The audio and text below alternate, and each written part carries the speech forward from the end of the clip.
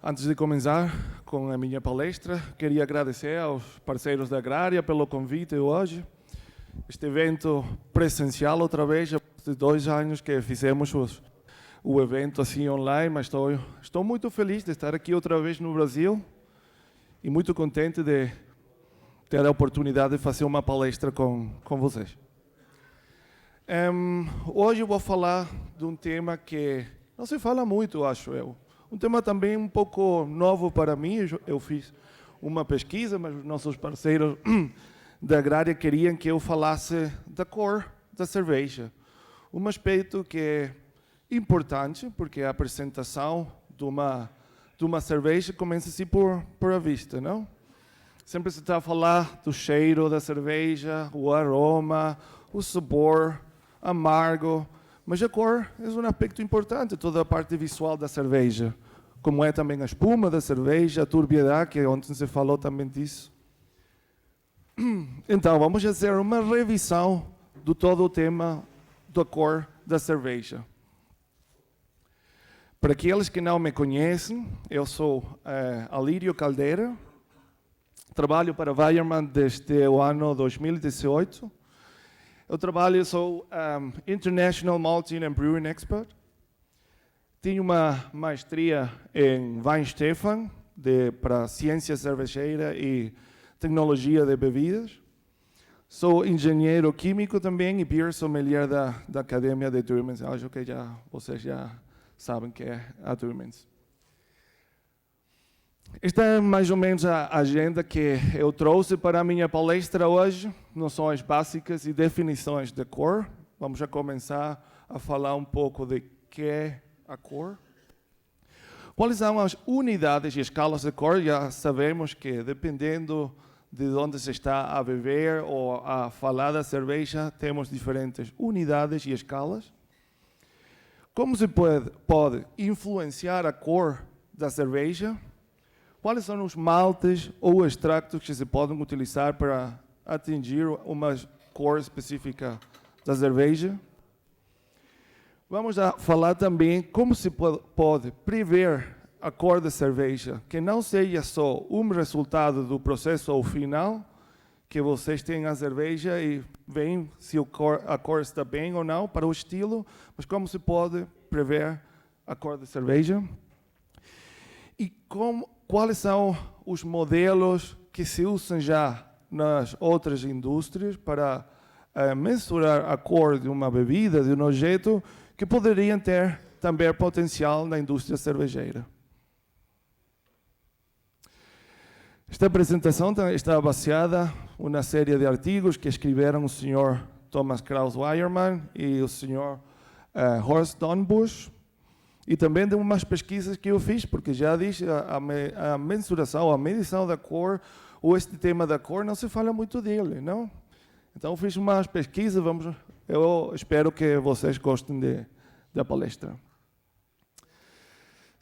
Vou começar assim com um exercício que é um pouco exagerado, mas vamos lá ver. Quão importante é a cor da cerveja? Eu quero apresentar para vocês aqui uma cerveja tradicional German Pils, uma Pilsner alemã. Vocês já pensam nessa cerveja, está a garrafa, uma cerveja clara com uma boa espuma, um amargor, dependendo também da região da Alemanha, porque no norte da Alemanha a cerveja Pils é um pouco mais amarga que a Pils do sul. E uma cerveja que se bebe muito fácil, é boa, tem boa drinkability. É uma cerveja muito clara e uma cerveja que tem um lupulado também muito agradável. E aqui está uma Pilsen tradicional alemã. Sim ou não? Qual é a sua opinião? Você beberia esta cerveja? Essa cerveja ganhou prêmios. A cerveja não tem off flavors. A cerveja está boa. É uma cerveja que tem umas notas muito agradáveis de torrado, café. Mas Vocês que pensam? Se vocês, aqui, acho que, seguro, com certeza que há julgadores de cerveja. Vocês como julgariam essa cerveja? Tá boa, sabe bem. Não tem diacetilo nem nada disso. Mas só por a cor, já vocês provavelmente no pub, ou no bar, ou em uma competência profissional, já vocês dizem, não, isto não, eu não vou beber isso.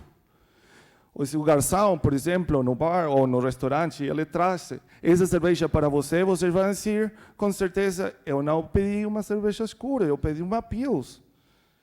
Então, a cor da cerveja é importante. Mas se eu digo para vocês, não, esta é uma Schwarzbier, já o seu cérebro pensa de forma distinta. Sim, isso é o que eu tenho na minha cabeça e a minha expectativa da cerveja, que eu vou beber, ou vou provar, ou vou julgar.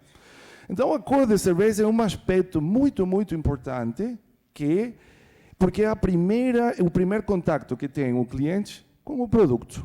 Não? Como já disse, é uma característica visual da cerveja, é uma característica de qualidade.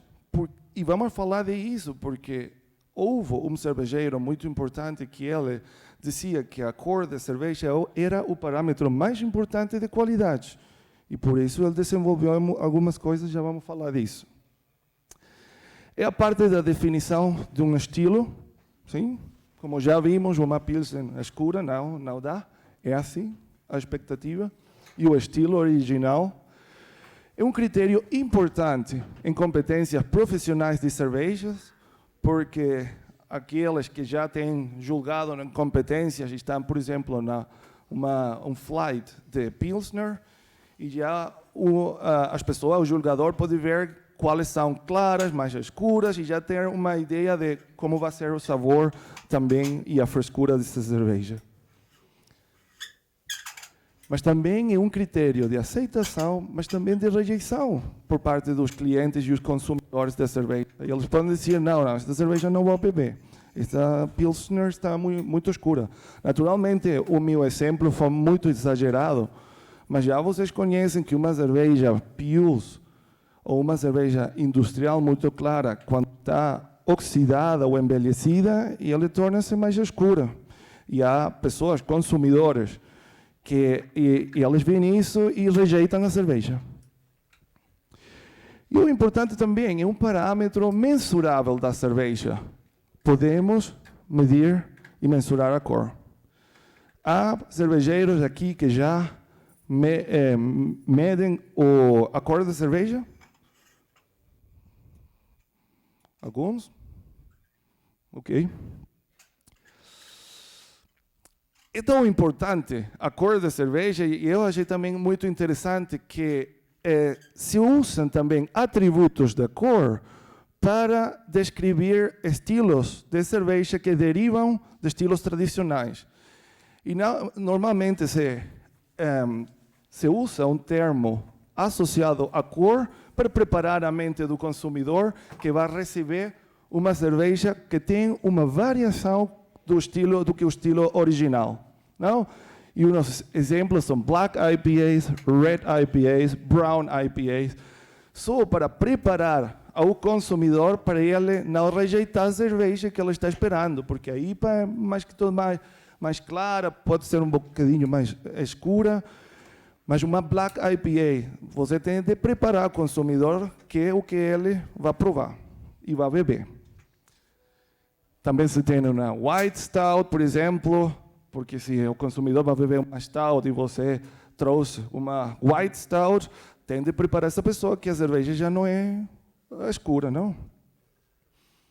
Também temos em estilos tradicionais as variações, como na Alemanha, não? A Helles e Dunkelsbock, Bock clara, Bock escura. Mas o atributo da cor se usa tão ativamente na linguagem, quando se fala de cerveja, mas não pensamos nisso. Mas os atributos da cor é muito importante para descrever estilos cervejeiros. E sim, a expectativa do consumidor é importante, porque a experiência de consumo começa pela parte visual, pela aparência. E se ele não gosta de como a cerveja se vê, pode rejeitar e perdemos todos. Portanto, é muito importante de todos os estilos cervejeiros conhecer as suas especificações e tentar sempre de ficar entre as especificações de cada tipo de produto que se está a fazer. Falemos um pouco de que é a cor. A cor não existe por si só, é uma interpretação. É uma interpretação do nosso cérebro, mas a cor não existe como tal. Cor, a sua definição é luz visível, é luz que o nosso olho pode perceber. Mas a luz não possui cor, não? A luz visível está formada por diferentes comprimentos de onda, mas a luz por si só não tem cor. E é parte do espectro eletromagnético, que tem muitos comprimentos de onda, mas aqui podem ver que a luz visível é só uma parte do todo o espectro eletromagnético. Como já disse, existem diferentes comprimentos de onda e a luz causa uma percepção da cor que nosso cérebro ele vai perceber e vai processar como uma cor específica. Já vamos a ver alguns exemplos, não? Essa percepção da luz visível ocorre em comprimentos de onda de entre 380 e 780 nanômetros. Assim, entre estes comprimentos de onda é o espectro da luz e das cores que nós podemos perceber com o nosso olho humano. E inclui cores de azul, violeta, passando por amarelo, verde, até chegar a amarelo. Muitas dessas cores são as cores de cerveja. Então é interessante. Um exemplo. Se precisam de 3 componentes para ensaiar a cor. O feixe de luz, muito importante, porque se não temos luz, está escuro, não podemos ver nada. Mas precisamos de um feixe de luz. Um objeto, o objeto que estamos a olhar, a mirar, a ver. E um observador ou processador. Neste caso, por exemplo, na nossa indústria, o objeto é a cerveja. E ela absorve uma certa quantidade de luz, e o que não é absorvido pela cerveja é refletido. E isso que se reflete é o que o olho percebe, como uma cor específica. Ok? Exemplo. Aí temos uma maçã vermelha. O que ocorre? O objeto absorve todos os comprimentos de onda, mas só reflete as ondas da cor vermelha, com um comprimento de onda de mais ou menos 700 nanômetros. Ela absorve todo, só reflete esse comprimento de onda. E o nosso olho percebe esse comprimento de onda como a cor vermelha. Fácil, não? A percepção da cor branca. Todos os comprimentos de onda são refletidos. O objeto não absorve nenhum comprimento de onda. E o caso contrário, a percepção da cor preta, todos os comprimentos de onda são absorvidos e não refletem nada. Esses são mais ou menos os extremos, não? Cor branca e cor preta. Como nós, no nosso olho e cérebro, percebem a cor, nós temos fotorreceptores na retina. E isso é importante porque um dos modelos que eu acho que pode ser interessante no futuro do mundo cervejeiro está baseado na forma como o olho e o cérebro processam a cor. Nós temos fotorreceptores, 2 tipos, cones e bastonetes. Os bastonetes vêm na escala da cor cinza, só. Mas os cones são os fotorreceptores e responsáveis pela percepção da cor. E isso também é muito importante porque é aí onde queremos chegar. Existem 3 tipos de cones. Provavelmente com certeza já vocês vieram isto na escola, não? A percepção da cor, mas aqui estamos revendo todo o tema outra vez. Temos receptores de luz vermelha, verde e azul. A vermelha são a maioria dos cones que temos no nosso olho. Mas isso também depende da genética de cada pessoa, não? Quanta quantidade que tem de diferentes destes receptores. Eu estive procurando um exemplo com cerveja e como ocorre, mas o único jeito que consegui foi as bananas, o jeito amarelo foram bananas. Vamos fazer aqui um truque de mágica, vocês têm de pensar de que essas bananas são uma cerveja. E como ocorre aqui o processo? O feixe de luz alcança a minha cerveja, uma cerveja aqui no Biergarten, no verão, na Alemanha, ou aqui também. Tens um feixe de luz com todos os comprimentos de onda. E eles alcançam a minha cerveja, os componentes da minha cerveja, e eles absorvem todos os comprimentos de onda, mas só deixam passar ou reflete os comprimentos de onda entre 570 e 580 nanômetros, e isso é o que alcança o nosso olho, e ele vai interpretar como cor amarela. Listo, pronto. Mas o grande desafio é como mensurar a cor vista pelo olho humano, como se pode fazer isso com aparelhos e com tecnologia. E para nós é importante como podemos mensurar a cor que vê o consumidor da nossa cerveja. E nós, também na nossa cervejaria, como posso fazer uma estandarização do meu processo para ter sempre uma cerveja que já ganhou muitos prêmios, que as pessoas, os consumidores, gostam muito dela, fazê-la sempre igual. E essas são as coisas que vamos também a falar agora. Quando se fala da cor, da história da cor da cerveja, temos de falar também do cervejeiro inglês, o Sr. Lovibond, que ele criou a primeira escala da cor da cerveja, não? Ele foi um cervejeiro inglês e desenvolveu o primeiro colorímetro prático do mundo. Ele notou, e aqui para ele era muito importante a cor da cerveja, e ele notou que era um parâmetro de qualidade e um dos parâmetros mais importantes da qualidade da cerveja. E ele ficou aí, queria mensurar a cor da cerveja porque era o parâmetro de qualidade mais importante nesse tempo. Ele não conseguiu, não? Fiz muitas experimentações, mas ele não conseguiu e foi muito triste para a catedral.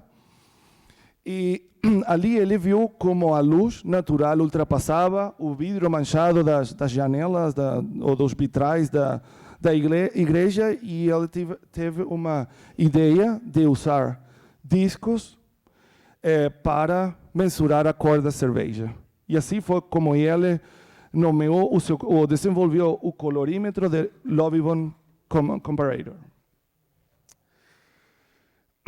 Esta escala, ou este processo de medição da cor, usa estes discos que têm diferentes cores, não?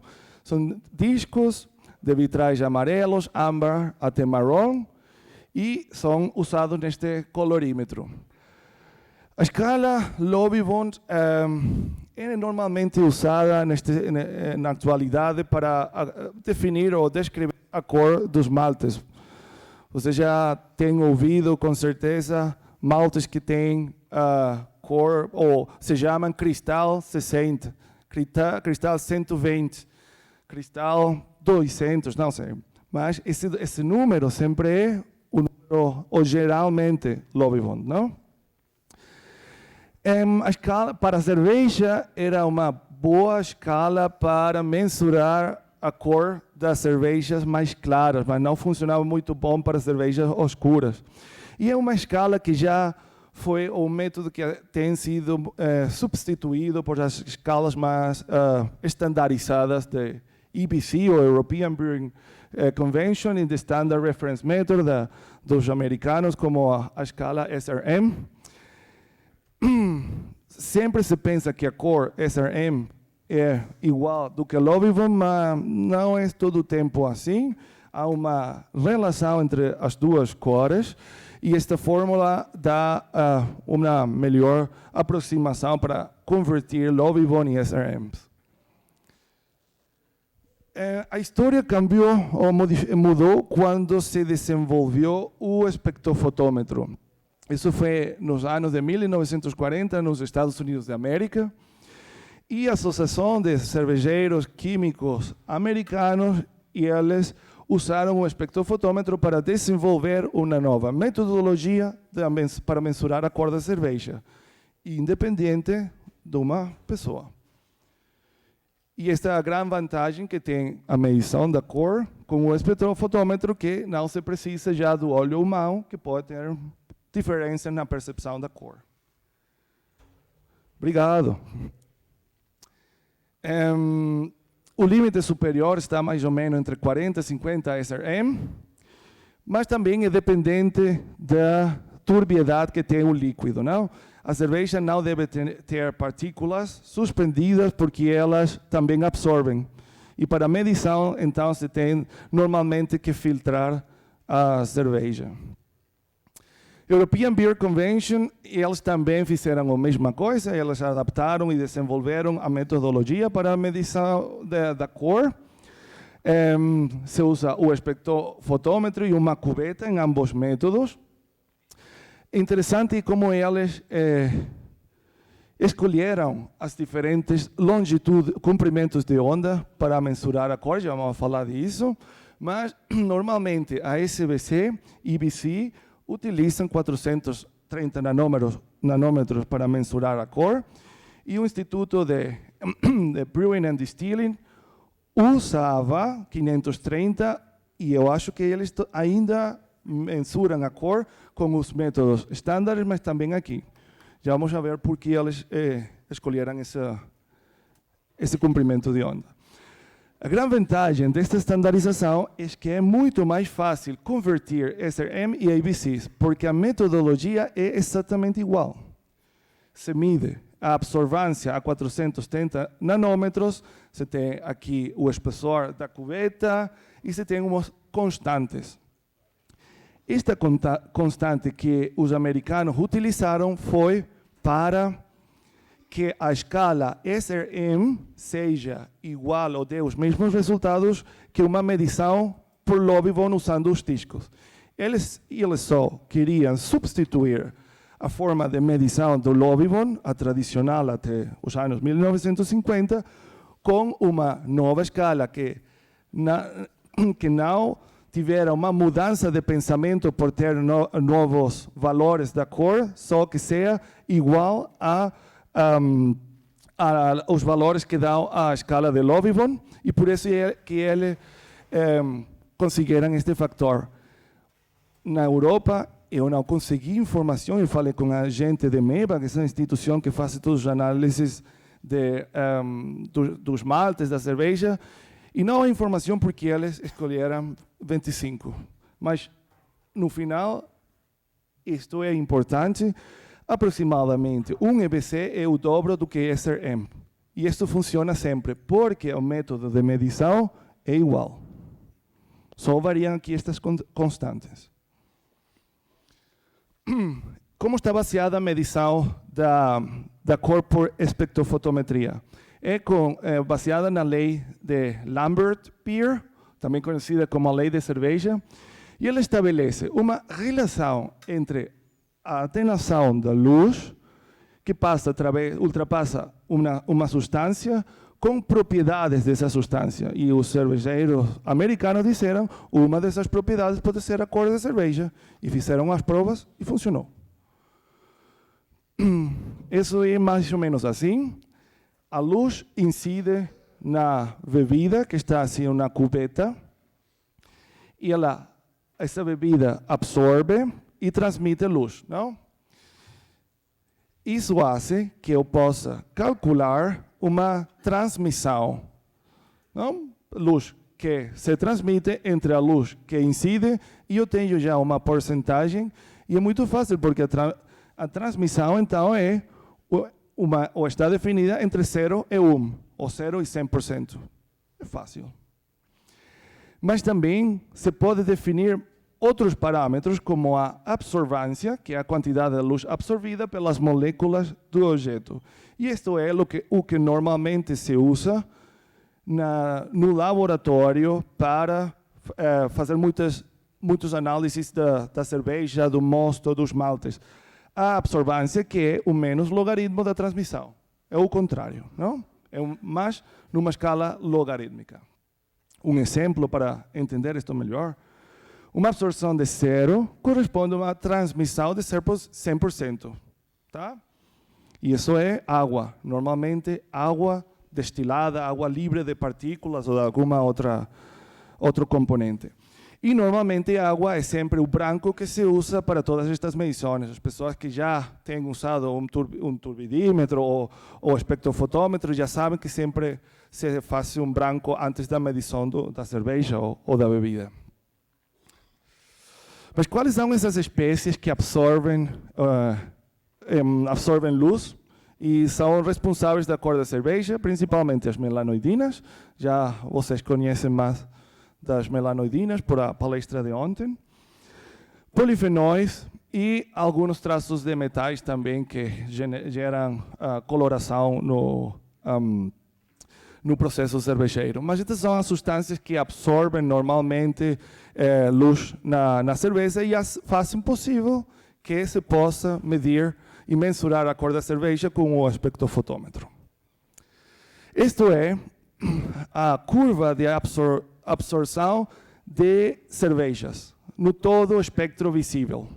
Isso é o comportamento da cerveja. E o que eles viram é a Pils, ou as cervejas claras, têm uma absorção menor e que vai aumentar com a cor visual da cerveja. Aqui, por exemplo, são as cervejas avermelhadas e aqui cervejas mais escuras, não? E eles tiveram de decidir qual é o comprimento de onda melhor para mensurar a cor da cerveja. Temos um espectro completo, não? Da luz visual, da luz visível. Mas qual é? Para escolher ali, como já disse anteriormente, 430 e 530 foram os comprimentos de onda que eles escolheram. Aqui, para nos lembrar dos cores e os comprimentos de onda, mas aqui podem ver também os cores complementários, não? Com os comprimentos de onda.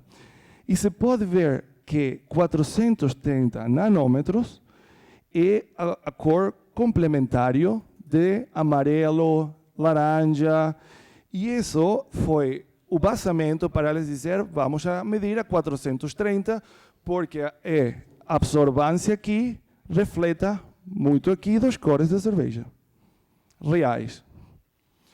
Os ingleses, escoceses, eles preferiram os 530 porque as cervejas lá eram mais avermelhadas e eles queriam ver mais a cor vermelha. Mas vocês podem ver aqui que a desvantagem de medir a 530 nanômetros é que não se pode fazer uma boa diferenciação entre cervejas muito claras e avermelhadas. E elas ficam aqui muito perto uma da outra, mas a 430 se podem fazer diferenciação de muitos estilos de cerveja. Cada curva desta é uma cerveja diferente, não? Aqui estão uma Stout, Porter, aqui a cerveja avermelhadas, e se pode fazer a 430 uma boa diferenciação. Então, a solução, muito complexa aqui neste texto, a medida de absorção dos comprimentos de cores de onda complementares da cerveja dá a informação sobre a intensidade da luz transmitida para o óleo do real amarelo-marrom no Biergarten. No resumo mais visual, esta é a região que me interessa-me, não? Das cores reais da cerveja, mas eu mido aqui, nesta região. Por quê? Porque a cerveja absorve mais luz azul na parte baixa do espectro visível. Posso diferenciar muitos estilos de cerveja e também estandarizar. E isto aqui é uma informação adicional. Aqui é o contrário. Já falamos de absorvância porque é o parâmetro que mais se usa nos laboratórios das cervejarias. Mas a transmissão também se pode olhar aqui, que é o contrário, não? A cerveja mais clara transmite muito mais, uma lager com 9,3 IBCs de cor. Logo estão as cervejas avermelhadas e as cervejas muito escuras que transmitem menos. Mas tudo isso faz sentido, não? É simplesmente o contrário do que a absorção, é a transmissão. Uma cerveja clara transmite muita luz. No resumo das metodologias, a colorimetria utilizando os discos é uma mensuração da cor real, porque uma pessoa treinada está a ver a cor da cerveja e comparando com cores estandarizadas, e essa é a grande vantagem disso. E o instrumento de medição, de mensuração é o olho humano. Há um certo grau de subjetividade, já disse que as pessoas podem perceber a cor de forma diferente, portanto, se precisa sempre treinamento do pessoal no laboratório. E a espectrofotometria é independente do olho de uma pessoa, e isso é algo bom para estandarização, mas tem umas desvantagens que, por exemplo, o líquido tende a estar muito, muito claro, mas também, em alguns casos, a cor vermelho, âmbar e marrom dão o mesmo resultado da cor da espectrofotométrico, mas nós podemos diferenciar uma cerveja é avermelhada ou é marrom. Mas quando medimos a cor com espectrofotômetro, temos o mesmo resultado numérico. E essa é uma desvantagem do espectrofotômetro. Em conclusão, tanto a colorimetria visual com os discos quanto a espectrofotometria são formas subjetivas de estimar a cor da cerveja e elas não têm certeza de 100%. Portanto, pode ser que precisemos no futuro de outros modelos. Vamos falar deles nas próximas folhas. Mas agora vamos já voltar para a cervejaria. Já estivemos muito rato no laboratório, não? O processo de produção também tem... O que vocês fazem nas suas cervejarias tem muita influência sobre a cor da cerveja. Principalmente quando para cervejas que são muito claras. Aí é um pouco mais difícil porque a cor pode... Se vocês querem fabricar uma cerveja muito clara, há muitas formas de que a cerveja não seja clara mais por o processo cervejeiro. Então, vamos falar dos aspectos que se tem de ter em conta para quando se vai elaborar, fabricar uma cerveja que seja clara. A intensidade da moagem, tudo começa com a moagem. Intensidade da mostura, se vocês fazem decocção, aqueles que podem, ou infusão, tempo de clarificação, tempo e temperatura e fervura, a oxidação, pH de mostura e mosto da cerveja. No todo o processo cervejeiro, vocês podem ter uma influência na cor da cerveja para cervejas claras. E isto faz uma diferença no produto final. Por quê? Se este é o ideal, que eu fiz a minha receita dos maltes para ter uma cerveja muito clara, mas se eu tenho um processo produtivo muito intenso, descansos proteicos muito longos na mostura, então a cor pode ser maior do que eu queria ao princípio. Se tenho oxidação, também o processo de oxidação gera cor. Eu não quero isso. E a combinação de processos muito intensivos e de oxidação podem acelerar o processo de envelhecimento da cerveja. E com o envelhecimento da cerveja não só tem mudanças de aromas, do sabor, da qualidade, do amargor, mas também a cerveja torna-se mais escura durante o envelhecimento. Que coisa podemos fazer? Intensidade da moagem fina o suficiente. Por quê? Porque eu não quero ter tempos de clarificação muito longos. Porque tempos de clarificação longos e a clarificação muito longa, eu vou dissolver muitos polifenóis que eles também dão cor adicional à cerveja.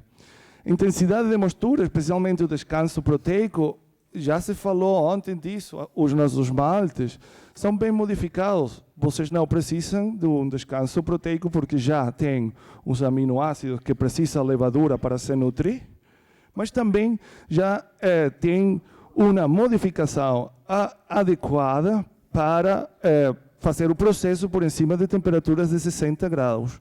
Vocês não têm que misturar embaixo de 60 graus mais, com os nossos maltes base. Tempo de clarificação baixos, aqui a qualidade do malte é muito importante, com beta-glucanos baixos, para vocês terem de misturar a temperatura muito baixa, ter quebrança de proteínas e também de beta-glucanos. A temperatura de fervura e a reação de Maillard, já se falou muito da reação de Maillard, mas Maillard gera cor. Então, processos de fervura muito longos, creo que ontem se falou também que se fervurava por 2 horas antigamente, já isso não se precisa quando os maltes têm boa modificação, mas também quando os valores de DMS são baixos. 60 minutos, está tudo bom.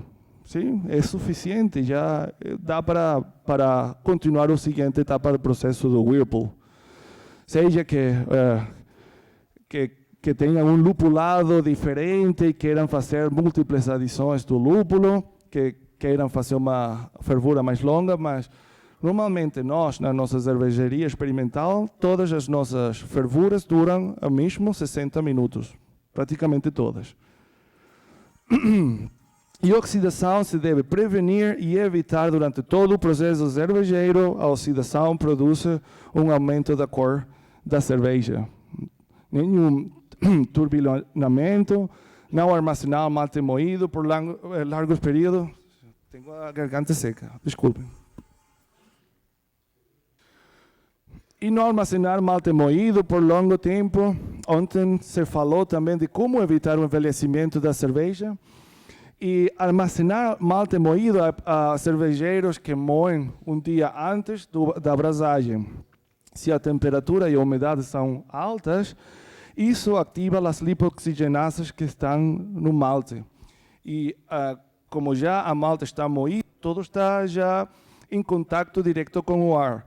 E como actuam e como trabalham as lipoxigenasas, elas pegam o oxígeno do ar nos lipídios da malta e já esse processo começou. Se a malta moída está longo tempo ali esperando para a abrasagem e o processo continua na mostura e já se tem uma oxidação. Só por esperar tempos muito longos, armazenando malte moído. Portanto, sempre o meu conselho para cervejeiros que eu visito no mundo todo é tratar ou tentar de moer e começar o processo cervejeiro imediatamente, se é possível, não? Em alguns casos não é possível. E o pH de mostura e vossa cerveja, mientras mais baixo o pH da mostura, da fervura, mais baixo ou mais clara vai ser a cor da cerveja. Porque todas as enzimas que não queremos que trabalhem na mostura, eles gostam de pHs mais altos. Não? Todas as lipoxigenasa, lipasa, enzimas que não queremos que elas trabalhem bem, elas gostam mais de pHs mais altos, e as enzimas, a maioria das enzimas do malte que queremos que trabalhem bem na mostura, como a beta-amilase, por exemplo, elas preferem pHs muito mais baixos. Só a alfa-amilasa não, mas o mundo não é perfeito, não? Como se pode dar cor de forma natural à cerveja? Pois usando maltes base, e os maltes bases também, durante a quebra enzimática dos amidos e de muitos outros componentes, eles também solubilizam cor dos maltes caramelo, por exemplo, os maltes especiais. Os maltes caramelos, eles acrescentam compostos avermelhados, âmbar e marrom, dependendo da cor do malte caramelo. Os maltes torrados, já vocês sabem, acrescentam compostos escuros e pretos. Se podem usar para corrigir a cor de uma cerveja clara em baixas porcentagens, mas também se usam para fabricar cervejas escuras. E os maltes acidificados e mosto ácido para também baixar, ajustar o pH na mostura e na fervura. Já falamos quais são as vantagens de baixar, reduzir o pH. E o Sinamar, que é o nosso corante natural de extracto de malte, mas já vamos falar dele em próximas folhas. Como estamos a falar da cor, eu queria também falar um tema com vocês, e tem a ver com a terminologia.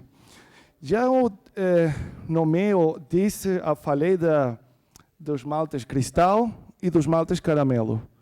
Vocês pensam que são a mesma coisa? Ou são diferentes?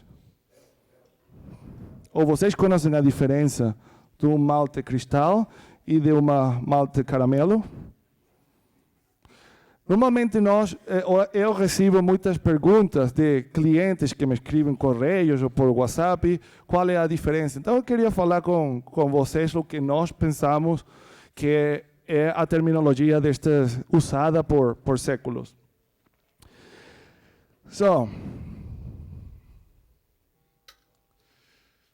A cristalização é um processo bioquímico, não?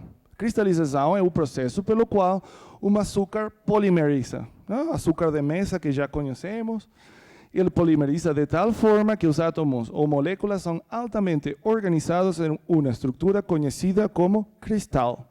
E de ali vem a denominação de alguns maltes como malte cristal. Essa cristalização refere-se exclusivamente à via bioquímica através de polimerização de disacáridos para formar cristais de açúcar. Este termo se originou na Inglaterra, porque eles começaram com a fabricação dos maltes cristal. Não? E eles foram o que começaram a falar destes maltes. Desde o ano 1880. E a caramelização é o próximo passo após a cristalização, porque a caramelização está mais ligada com a formação da cor e com a formação de aromas e sabores específicos. Mas, historicamente, ambos termos têm sido usados no malte e a fabricação intercambiavelmente. Os processos têm se desenvolvido também, mas a caramelização veio muito depois, quando os processos foram otimizados, e nós, na Weyermann, usamos o termo maltes caramelo, porque falamos não só da cor, que é importante que os maltes especiais deem cor, mas nós produzimos maltes caramelo que também dão sabor específicos a frutas, a pão, a maltado, não? E por isso que na Weyermann usamos nós maltes caramelo. Mas que é o malte caramelo? Vocês têm de pensar que para a fabricação do malte caramelo nós temos de fazer na mistura que vocês fazem nas suas cervejarias, temos de fazer no cada grau de cevada. Neste caso, o processo de maltação começa como o malte normal, temos a maceração primeiramente, uma germinação, mas após a germinação não vamos para a secagem, mas pegamos essa malta que tem uma alta umidade e fazemos um processo de mistura num tambor giratório. Ele tem temperaturas igual que na cervejaria, 60 graus, 65 graus centígrados, e fazemos ali o processo de misturação. Deixamos as enzimas quebrar os amidos para produzir muitos açúcares, as proteasas quebrar as proteínas para formar aminoácidos e eles reaccionar para formar compostos de reação de Maillard e de caramelização. Quando se ajustam estas temperaturas, o descanso, igual como na cervejaria, se produzem maltes caramelos com diferentes características. E estas características são que os maltes caramelo não são a fonte de cor somente, mas aroma, como torrado, frutado, amendoado, maltado, caramelo, em sabor dulçor de malte, mas também tem uma acidez, caramelo. A cor pode ir muito claro, de palha praticamente, dourado, âmbar, marrom, rubi, até preto com os maltes torrados, não? E esta polimerização também afeta o corpo da cerveja. Normalmente, os maltes caramelo, têm maior intensidade de sensação em boca, dulçor de malte e sabor de caramelo e um incremento do corpo da cerveja. Importante é que o malte caramelo, o malte especial que se vai usar, tem de ter uma 100% de caramelização. O processo tem de ter ocorrido no interno do grão completamente, que sejam grãos homogêneos, que não tenham algumas zonas brancas do endospermo que estava ali originalmente, mas que a cor seja muito homogênea.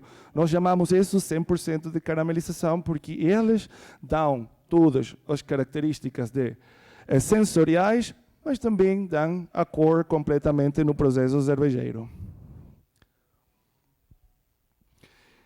Fazer maltes caramelo não é sempre... Uma malta caramelo, uma malta cristal não são a mesma coisa. Os processos são diferentes. Nós usamos só tambores giratórios que são muito pequenos, 3 toneladas por cada produção. E isso faz que o nosso produto seja muito homogêneo. Aquilo que nós queremos que sempre todos os grãos tenham a mesma cor. E por isso trabalhamos com tambores que são muito pequenos. Este processo de fabricação do maltes caramelo tem também vantagens adicionais. A espuma melhora porque tem proteínas normalmente de alto peso molecular. As variedades que nós trabalhamos para certos produtos especiais de caramelo devem ter proteína um pouco mais alta para gerar melhor e mais cor. E dos benefícios adicionais pode ser melhorar a espuma da cerveja. Eles baixam a pH da abrasagem. As melanoidinas são compostos também azedos. E então é uma forma natural de baixar um pouco de reduzir o pH na mostura. Já ontem se falou que as melanoidinas são antioxidantes naturais da cerveja. Portanto, o uso do maltes caramelo é uma forma também de ter mais componentes antioxidantes no processo cervejeiro e na cerveja. E também se tem interações dos maltes. Por exemplo, no caso que vocês queiram fazer ou fabricar uma cerveja que seja avermelhada, se tem combinações específicas, por exemplo, Viena, melanoidina e cara red, para fabricar cervejas com intensidade da cor avermelhada muito alto. E os maltes torrados, vocês já conhecem. Neste caso, não trabalhamos com o malte verde, mas com malte já secado. E o que temos ali é tostar. Aí precisamos de temperaturas muito altas, por cima dos 200 graus, e fazemos um processo de torrado. Por certo, nenhum dos maltes caramelo ou especiais tem poder enzimático, não? Eles não têm enzimas, porque o processo ocorre ou acontece sempre a temperaturas muito altas, por cima dos 150 graus, 200 graus, e ali as enzimas são desnaturalizadas, portanto, não tem poder enzimático. E se podem categorizar, então, os maltes para as receitas de cerveja, como maltes base. Nós temos, na Weihenmann, produzimos aproximadamente 6 maltes tipo Pilsner. Os maltes Viena, os maltes Munich, o malte Pale Ale, são os nossos produtos, os nossos maltes base, que têm cores desde 2,5, o nosso Premium Pilsner Pale Malt, e até 25 IBC para o malte Munich, não? Nós temos, mas vocês podem ver que aqui a intensidade das notas de sabor são mais baixas, mais neutrais, e aqui temos os maltes especiais que ele vai dar cor, também mais sabor e aromas específicos. Neste caso aqui é a cara Munich, mas os cores dos maltes caramelo, eles vão de 2,5 até 400 IBC, para dar cores avermelhados, marrom, cobre, etc. E os maltes torrados, eles vão a ter mais café, cacau, e as cores vão desde 800 até 1500 EBC. Cores mais do que isto, é já muito queimado, praticamente o sabor que dá o cheiro na cerveja. Por isso que não trabalhamos por cima de 1500.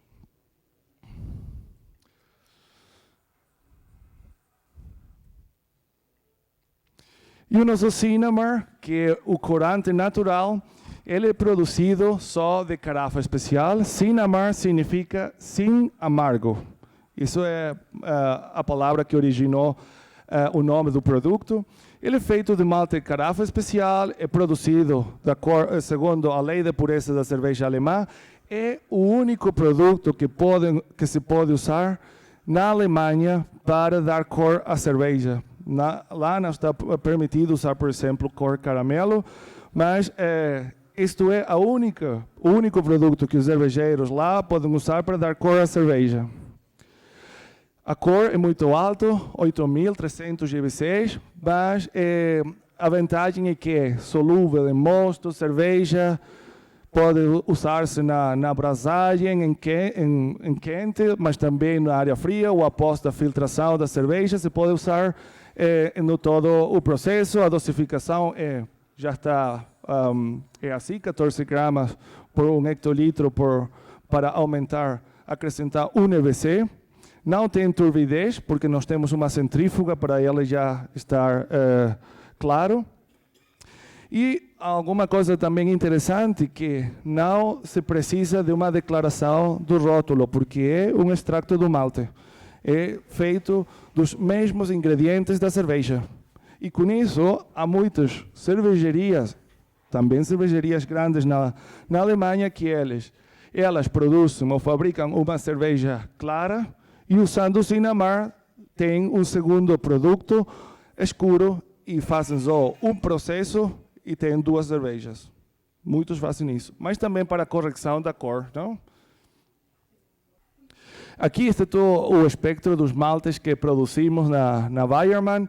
Você tem os maltes torrados mais escuros, não? Na escala aqui do GBC, aqui estão os SRM.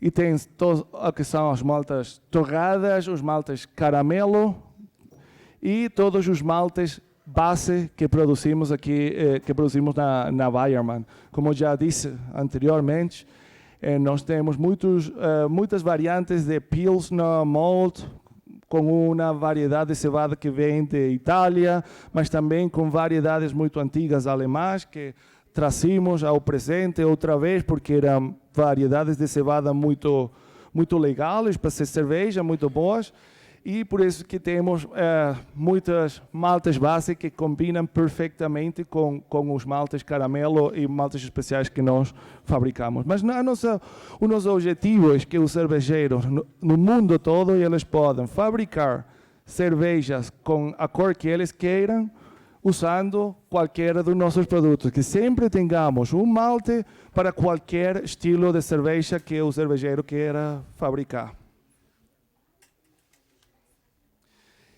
Agora vimos como se mede ou mensura a cor da cerveja, como se pode influenciar a cor da cerveja nas nossas cervejarias, nas nossas matérias-primas. Mas como podemos prever a cor da cerveja? Antes da abrasagem.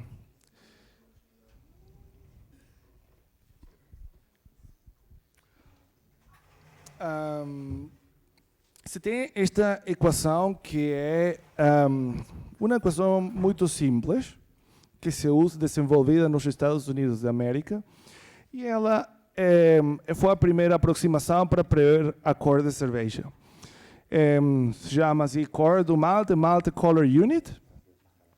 Se precisam de dados como a cor do malte, peso seco de grão, volume de mash ou do mosto. E a ideia deles foi, nesse momento, que uma unidade da cor deste seja igual a SRM da cor da cerveja. Se eu tenho a minha receita com os meus maltes, eu faço a minha conta e a calculação da cor, e uma unidade é uma unidade SRM. O problema é que esta equação funcionava bem para cervejas muito claras, mas não para cervejas escuras. Portanto, se precisava de modificações. Onde está o aparelho? Pode usar outro?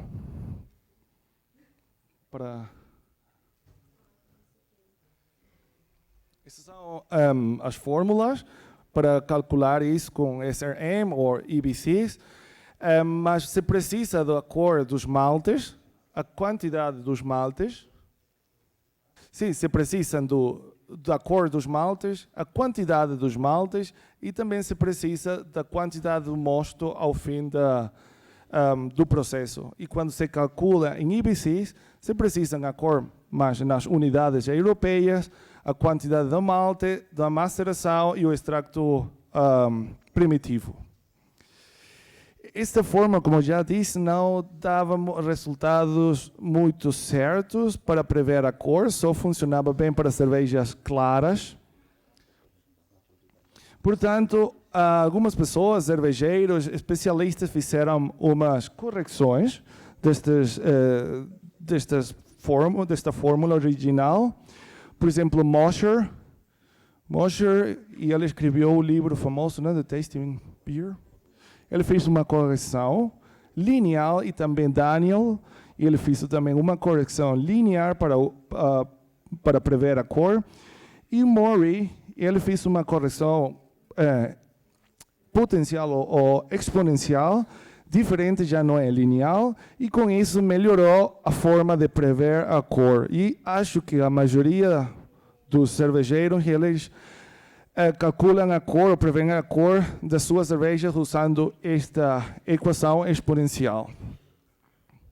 Porque trabalha melhor na teoria em cervejas um pouco mais escuras, não só em cervejas claras.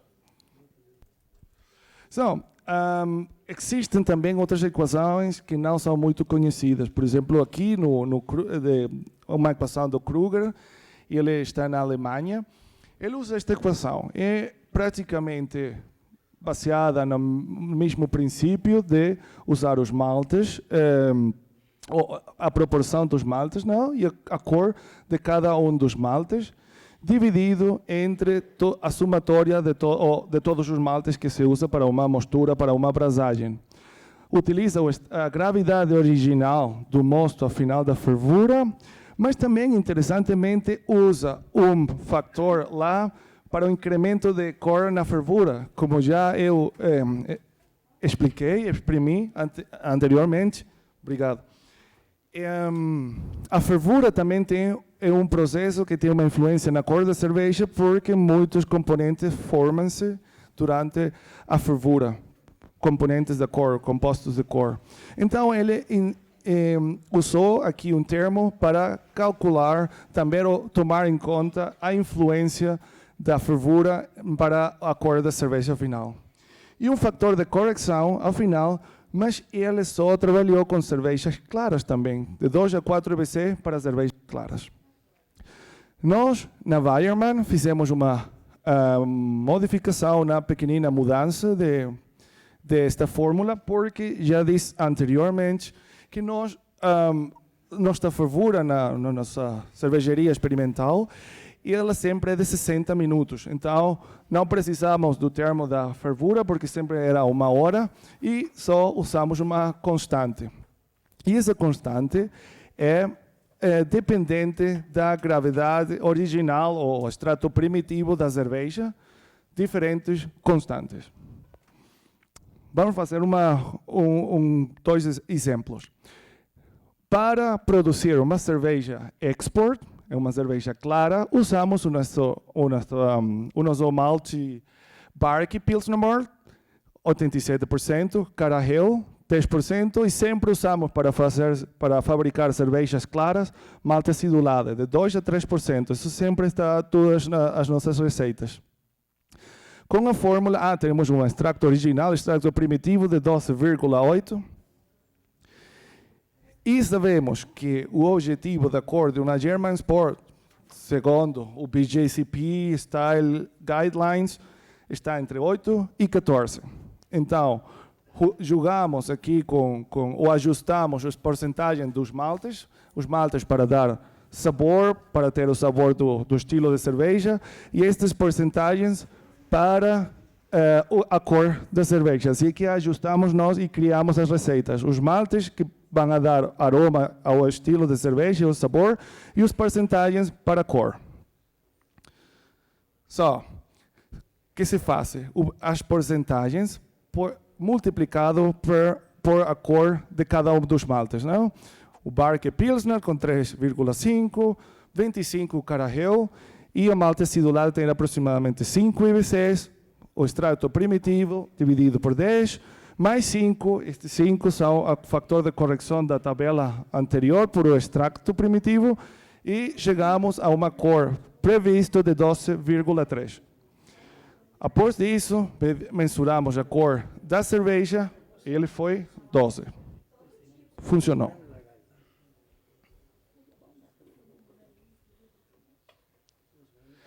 No caso de uma cerveja mais escura, uma cerveja já preta, ali usamos o nosso Pilsner Malt com Barky, não? Que é a nossa variedade, esta muito antiga alemã. 82%, algo de Munich Malt, para ter um pouco de maltoso e de dulçor na cerveja. Carafoam, aqui porque esta cerveja está em inglês e o nosso Cara Pils, que vocês já conhecem aqui em Brasil e no resto do mundo, em Estados Unidos chama-se Carafoam. É o único país, e Canadá, os únicos 2 países onde o nosso Cara Pils chama-se diferente, Carafoam, mas exatamente o mesmo produto. Não é um produto com diferentes especificações, exatamente o mesmo. Só o nome do produto muda se vai para Estados Unidos. Mas isto é Cara Pils, o que vocês já conhecem. Carafa especial, naturalmente, para dar a cor, 3%, e malta acidulada, como já disse, sempre um bocadinho de malta acidulada para baixar o pH na mistura. O objetivo da cor, uma German Schwarzbier, 33, 59, pode ser um bocadinho mais alto, caso você quiser. E se faz a mesma conta, 82% para a cor do malte base, 9% para malte Munich, e assim, não? O extracto primitivo e o fator de correção. E assim chegamos a uma cor de 60 IBCs. Previsto. Após disso, medimos a cor, 57 IBCs. Na experiência nossa, já vamos ver uma informação sobre isso, é que quando a cor da cerveja é muito mais alto, também é mais a diferença entre o cor previsto e o cor real.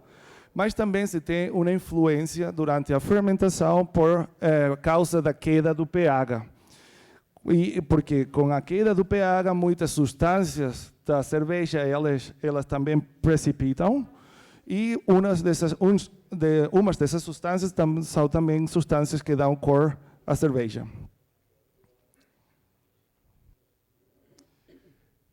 Que fizeram o senhor Thomas Krauss Weyermann e o senhor Horst Dornbusch. E eles desenvolveram 19 receitas para 19 cervejas diferentes, com diferentes cores, entre cervejas claras, amber, marrom, pretas. Todas elas foram produzidas, suas cores foram previstos e mensurados após do processo. E preveram a cor com todas as fórmulas que já apresentei para vocês. Aqui neste gráfico vocês podem ver a cor real da cerveja e a cor previsto. Quando a cor previsto é igual que a cor real, então a curva deve ser esta. Este é o caso ideal, não? Vamos a começar com Mosher. Okay. Como vocês podem ver acá, todas as fórmulas baseadas nos MCUs, elas não deram bons resultados nas cores mais altas. E aqui também não tem uma tendência muito clara. Eu fiquei surpreendido, vou dizer, que isso foi assim, porque eu acho que essas fórmulas são muito usadas. Vocês já têm experiência com essas fórmulas? Tem usado alguma destas fórmulas para prever a cor das suas cervejas? Não. Eu fiquei surpreendido, porque ninguém tinha feito alguma coisa para melhorar esta situação, porque stouts, porters, elas estão aqui, não? Não se podem prever a sua cor. Fiquei surpreendido. As fórmulas de Weyermann e de Kruger, eles apresentaram uma melhor predição da cor da cerveja, mas também tem algumas diferenças, principalmente aqui a partir dos 80 IBCs. Mas a prevenção ou a predição da cor foi relativamente boa, acho eu. Não? Mas se compararmos com as outras fórmulas. As equações de Mosher, Daniel e Morris funcionavam bem em cervejas com cores mais claras, bem relativamente falando. As equações de Kruger e Weiermann podem ser usadas para prever a coloração de cervejas acima de 80 IBCs.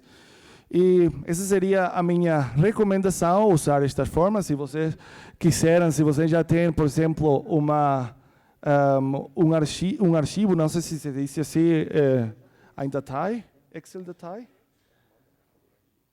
Um arquivo de Excel, por exemplo, para fazer as fórmulas das receitas, vocês podem integrar a fórmula de previsão da cor e também desenvolver as suas próprias constantes, porque essas constantes que nós usamos na nossa cervejaria é para a nossa cervejaria experimental de Caspar Schulz, de 2,5 hectolitros de capacidade. Pode ser que para as suas tinas, as suas cervejarias, as constantes tenham um bocadinho diferentes.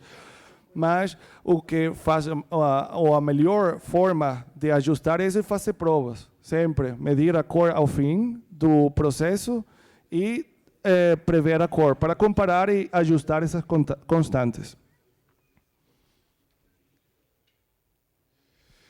E as equações de Kruger e Weiermann apresentam discrepâncias em cores altas, não? Mas também temos de falar que, normalmente, na teoria, cores por cima de 80 IBCs, o olho humano não faz nenhuma diferenciação, sempre são pretas. E ele percebe as cores, segundo a teoria, por cima de 80, sempre como preto, já não há mais diferenciação. Mas também isso depende da luz, porque estamos a falar de uma bebida de cerveja que também muda quando a luz é também intensa. A percepção da cor, se a luz é mais intensa, podem aparecer algumas cores avermelhadas quando se está a ver alguma cerveja escura como Porter ou Stout.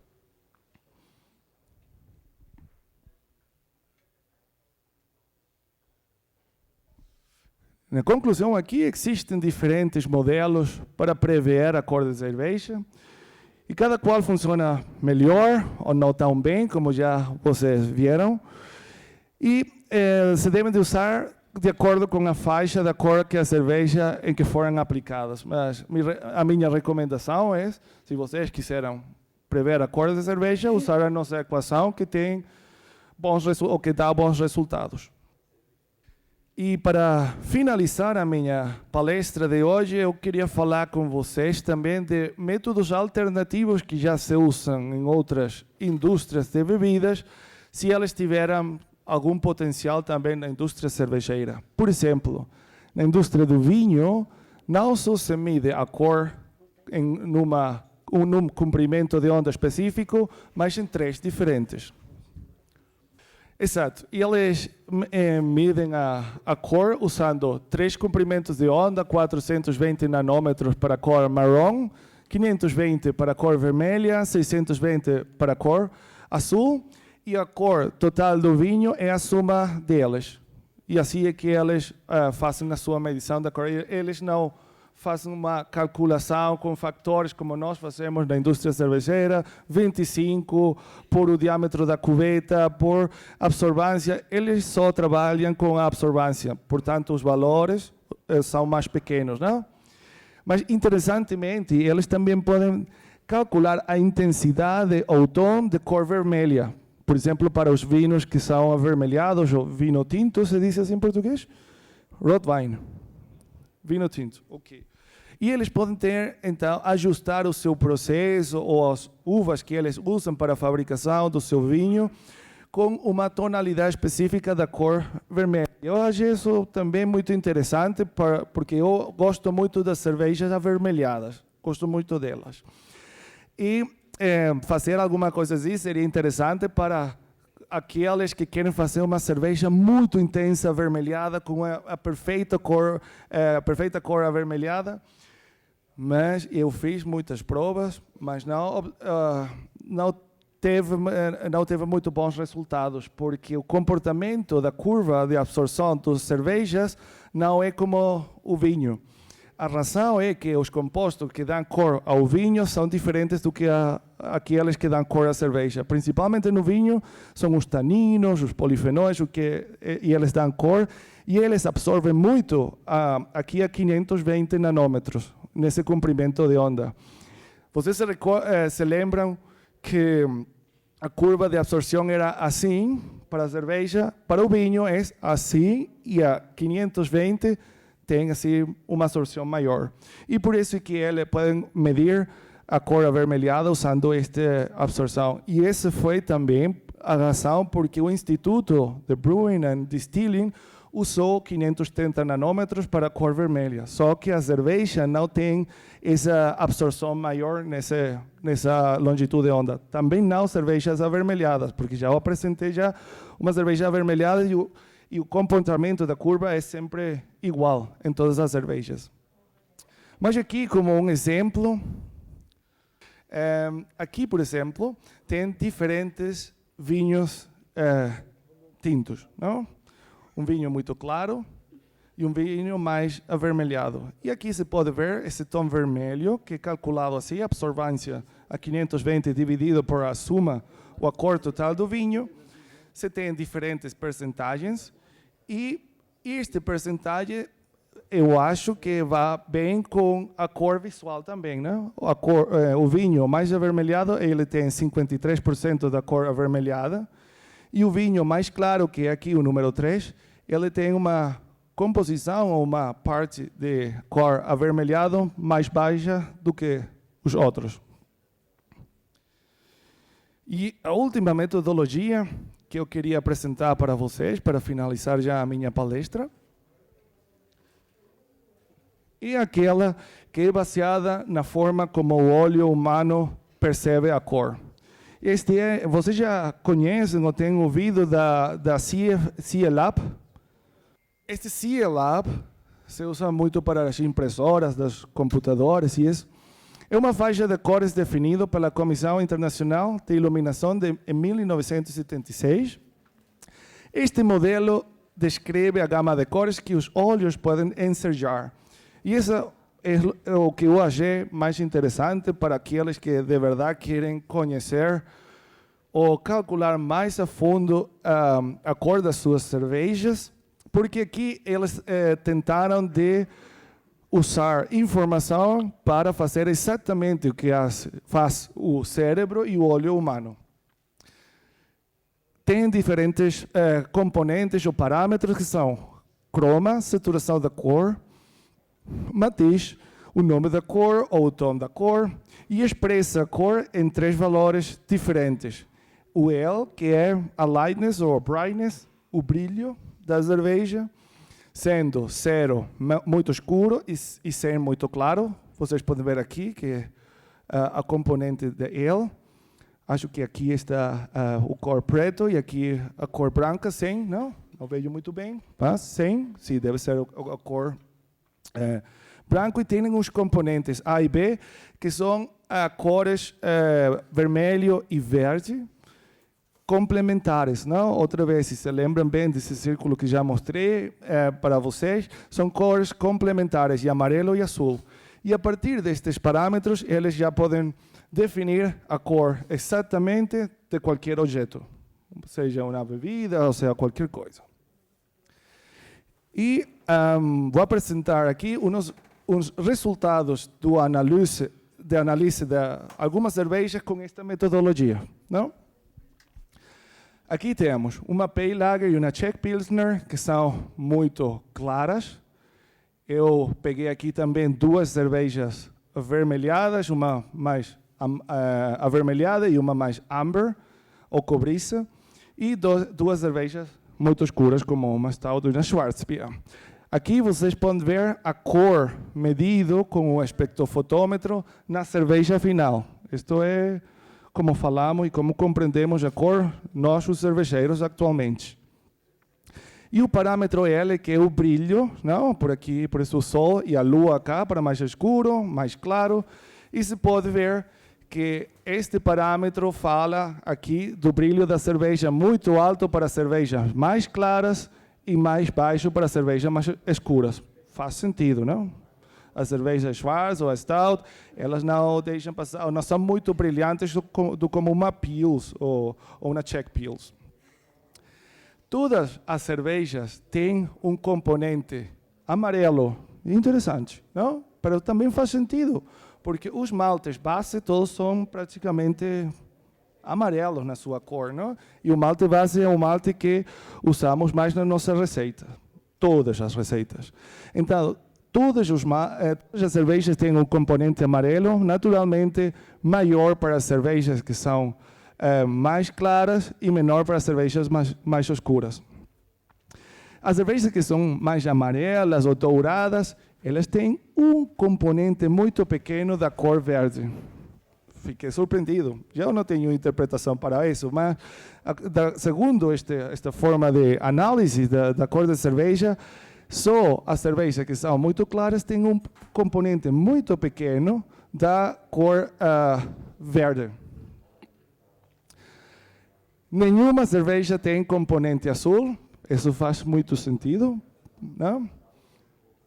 E só começa a cor avermelhado nas cervejas que são vermelhas e também um componente importante para as Stout Schwarzbier, que tem também componentes avermelhados aqui e mais baixo no amarelo.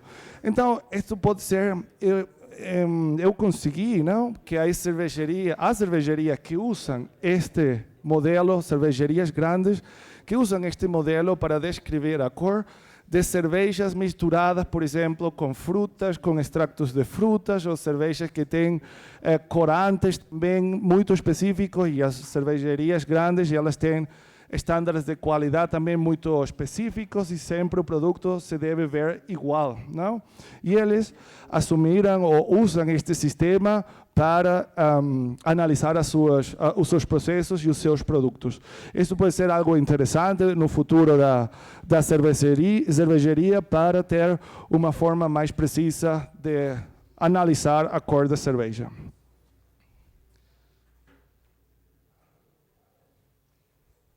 E, para finalizar já a minha palestra, a conclusão é que o olho humano em geral, todos os sentidos humanos são as melhores ferramentas para julgar sua cerveja. Então, fique de olho na sua cerveja, no seu processo e na qualidade das matérias-primas que você coloca nela. Pela sua atenção, muito obrigado e fico aqui.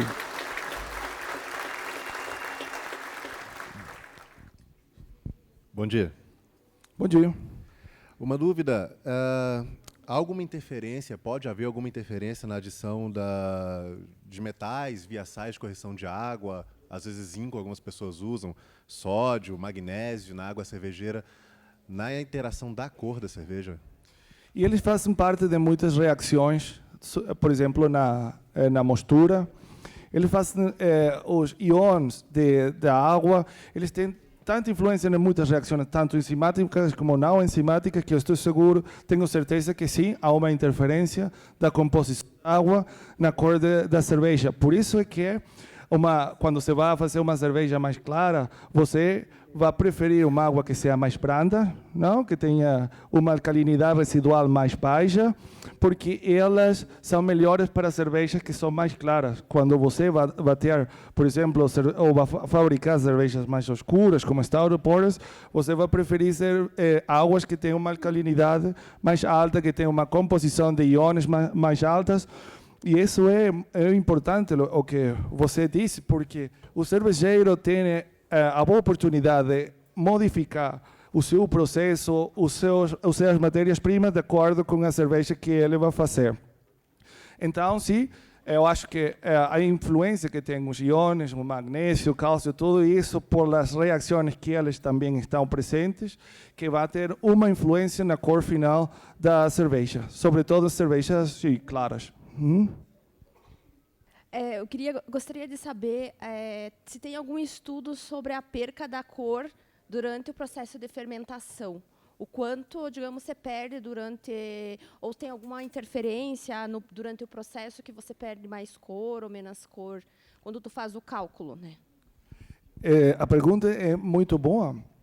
eu sempre queria fazer um estudo ali na Weyermann, que fabricamos tantas cervejas com diferentes cores, e a minha experiência, tenho visto que vi muitos resultados das cores de cervejas claras, avermelhadas e escuras. Estudos há para cervejas claras. Normalmente, a fermentação ocasiona ou causa uma perda da cor de 3 a 4 unidades de EBC. Isso está estandarizado para cervejas industriais, para cervejas tipo Pilsen. Mas não há informação para cervejas mais escuras.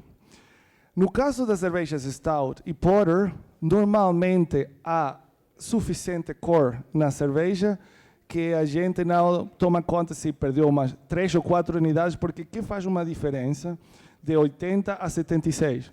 Você não, o cliente, o consumidor não vai perceber. Mas com cervejas avermelhadas, eu tenho experiência que, em uns casos, se podem perder, ou a queda de cor pode ser de 10 unidades, como só de 2 unidades de EBC. Mas não consegui uma relação, uma ligação entre a cor ou o tipo de maltes que se usavam e a queda da cor da cerveja. Na minha opinião, eu acho que mais tem a ver com a queda de pH. E isso seria um estudo interessante, se a queda do pH durante a fermentação é muito rápida no princípio da fermentação, uma fermentação que começa provavelmente mais quente, a temperaturas mais altas, e isso pode acontecer que a cor baixe muito mais ou muito mais rápido também no produto. Mas se a queda de pH é mais lenta, pode dar-se que ou pode ser que a queda ou a perda da cor seja menor. Mas é um ponto muito interessante, sobretudo para cervejas que são mais escuras, quando se está também a pensar no rendimento da cor, porque a cor também tem um rendimento. Se eu uso 3% de malte carafa, de malte torrado, eu quero atingir uma cor de 60 EBC. Se tenho 55, então vou ter de usar mais malte torrado, não?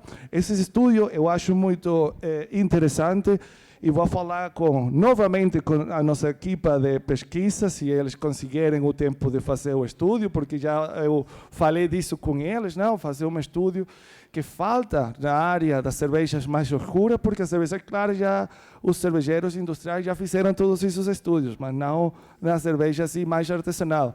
Mas eu fico com isso na minha cabeça, e provavelmente o ano que vem já podemos falar disso e das experiências.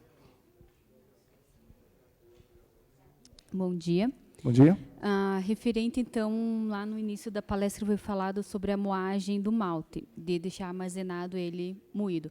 Tem algum estudo que diz qual é o tempo, sei lá, mínimo, máximo que possa estar o malte moído para depois ir para braçagem?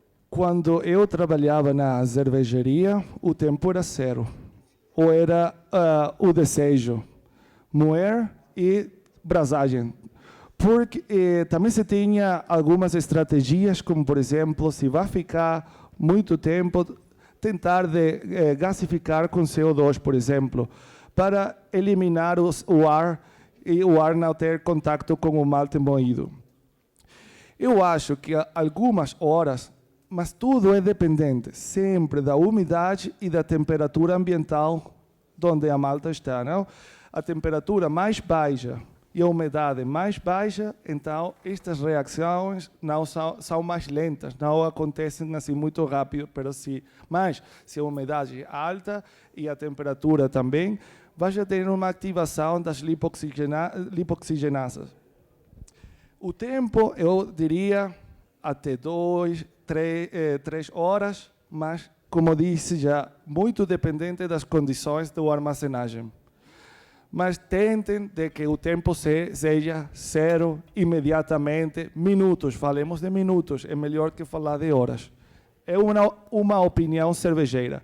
Os estudos esses estudos já fez o professor Narcis, que é o professor da Academia de Weihenstephan, e se você quiser saber mais disso, você pode escrever um correio para mim. Aí está o meu contato de WhatsApp, e-mail, Instagram, Facebook, e eu gosto muito de falar destes temas e eu pesquiso informação, porque nós na Alemanha temos tanto acesso à informação que está em alemão, e podemos falar disso e posso dar-te mais informação para você decidir. Eu fico com 1 hora ou com 2 horas, porque já é uma decisão do cervejeiro, não? Oi, em relação a... Oi, aqui. Aqui. Tudo bom? Em relação à reutilização de leveduras, por exemplo, para uma stout, quando for utilizado em alguma cerveja mais clara, isso pode ter alguma alteração de cor na cerveja final ou não? Não sei se tem algum conhecimento sobre isso. Se compreendo corretamente, certamente a pergunta é se a cepa de levadura que se usa tem uma influência na cor ou se trocas a levadura para... Ou pode voltar a fazer a pergunta? Por exemplo, foi produzida uma stout, certo? Por exemplo, uma cerveja com uma coloração bem alta, e aquela levedura, certo?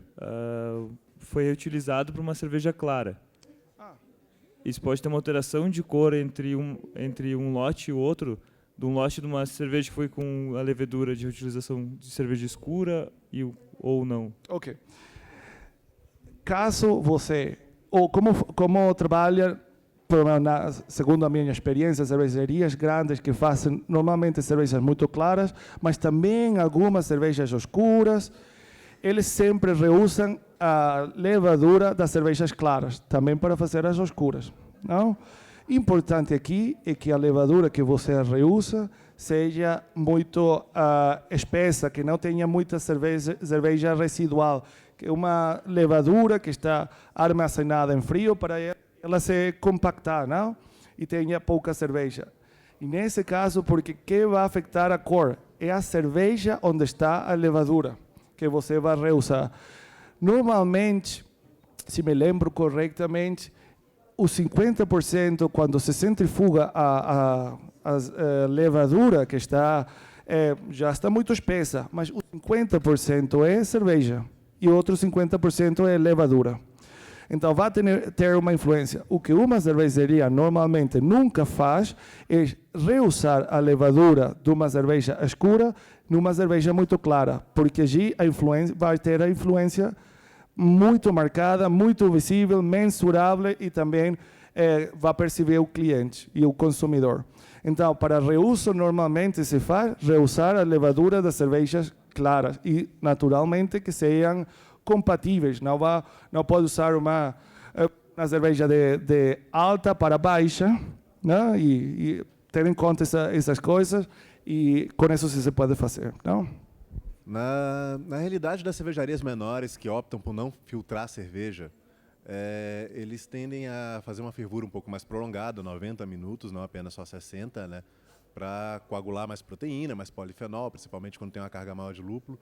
E quando fala em ferver menos tempo, para não aumentar a cor por Maillard, mas às vezes a gente pode ter uma cerveja um pouco menos brilhante, né? Por menos coagulação, e isso daí vai ter um impacto na cor também, né? Visual. Totalmente. A minha recomendação é modificar a receita do maltes e usar maltes mais claros. Incluir, por exemplo, se você usa principalmente uma malta Pilsen, que tem uma cor de mais ou menos 4, 3,5, você também tem a opção de usar ou substituir parte da malta Pilsner por malte mais clara Pilsner. Podemos falar disso após da palestra. Nós temos uma malte muito clara, que é estilo Pilsen, mas com uma cor de 2,5 e 3. Muito, muito clara para estes casos, justamente quando o cervejeiro tende a fazer uma fervura de 90 minutos ou quando quer fabricar uma cerveja muito, muito clara. Temos esse produto e isso seria uma forma de compensar, não? Que você tem que fazer uma fervura longa, mas pondo menor color no processo cervejeiro. Muito obrigado e bom sucesso para o resto do congresso. Obrigado, Sr. Alírio. Muito obrigado.